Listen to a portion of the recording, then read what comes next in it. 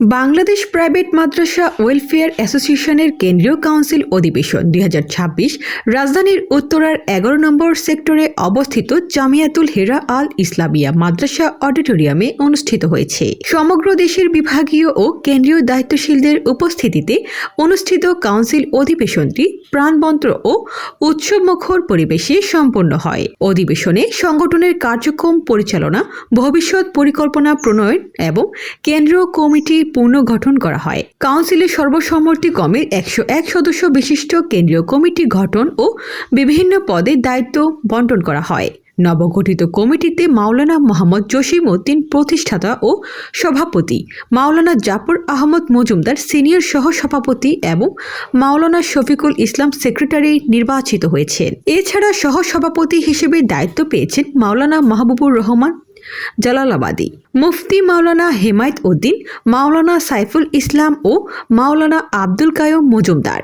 অন্যান্য গুরুত্বপূর্ণ পদে নির্বাচিতরা হলে মাওলানা আবু সোয়াইব বিল্লাহ সাংগঠনিক সম্পাদক, হাফিজ মাওলানা আবু তাহের গুলজারি হিফজ বিভাগীয় সম্পাদক, আবু জাফর মোহাম্মদ সালেহ দপ্তর সম্পাদক, নুরুল আলম সিদ্দিকী শিক্ষা সম্পাদক এবং মোহাম্মদ জাহিদুল ইসলাম প্রচার সম্পাদক। এছাড়াও 8 জন বিভাগীয় দায়িত্বশীল এবং বিভিন্ন সম্পাদকীয় পদে দায়িত্ব বন্টনের মাধ্যমে পূর্ণাঙ্গ 101 সদস্যের কেন্দ্রীয় কমিটি গঠন করা হয়। কাউন্সিল অধিবেশনের বক্তারা দেশের বেসরকারি মাদ্রাসাগুলোর শিক্ষা, প্রশাসন ও কল্যাণমূলক কার্যক্রম আরও গতিশীল করতে ঐক্যবদ্ধভাবে কাজ করার আহ্বান জানান। তারা সংগঠনের লক্ষ্য ও উদ্দেশ্য বাস্তবায়নের নবগঠিত কমিটির সফলতা কামনা করেন। আমরা পিছিয়ে থাকা কোনো প্রতিষ্ঠান নয়, পিছিয়ে থাকা প্রতিষ্ঠান নয়, আপনাদের প্রতিষ্ঠানে রয়েছে সবচেয়ে বেশি প্রতিযোগিতা। একটি দাখিল মাদ্রাসা কিন্তু প্রতিযোগিতার মধ্যে নাই, মূল প্রতিযোগিতা আপনাদের মধ্যে, যার কারণে অভিভাবকরা তাদের মেধাবী সন্তান এখন আপনাদের প্রতিষ্ঠানগুলোতে ভর্তি করছে। শুধুমাত্র মুখের ওয়াজ দিয়ে এই প্ল্যান এই জাতি আর গ্রহণ করবে না, কারণ সেই জগতে আমরা বাস করছি না। আমরা যারা এখানে বসা আছি অধিকাংশ ওল্ড মডেলের লোক, তারপরে জেনজি কাজ করছে বর্তমানে, জেনজির পরে আলফা জেনারেশন এই দুনিয়াতে চলে এসেছে। এখন 2025 সাল থেকে আসতেছে বেটা জেনারেশন। আজকে যারা আমরা এই জাতির রাহবারের দায়িত্বের কান্ডারির দায়িত্বে আমরা পালন করছি, আমাদেরকে জানা লাগবে জেনজির চাহিদা কি, আলফা জেনারেশনের চাহিদা কি, বেটা জেনারেশনের চাহিদা কি। ওই আগের তরিকা আমার মুরব্বী বলেছে, এই চিন্তা থেকে আপনাকে দূরে সরে আসতে হবে। ভালো কিছু একটা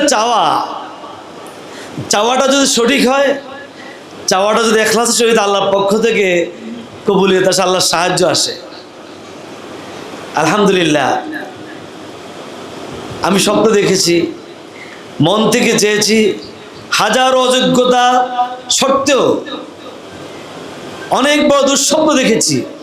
কারণ আমরা যে মনিবের গোলাম, সে মনিব এত বেশি দয়ালু, এত বেশি ক্ষমতাবান, একটা অযোগ্য লোকের দ্বারাও একটা ভালো কাজ চালিয়ে নিতে পারেন ইনশাআল্লাহ। কোন এক কবি বলেছেন, দাদে হাকরা কাবিলিয়াত শর্ত নিস্ত বলকে শর্ত কাবিলিয়াত দাদে। আল্লাহ কাউকে কিছু দেওয়ার জন্য যোগ্যতা লাগে না।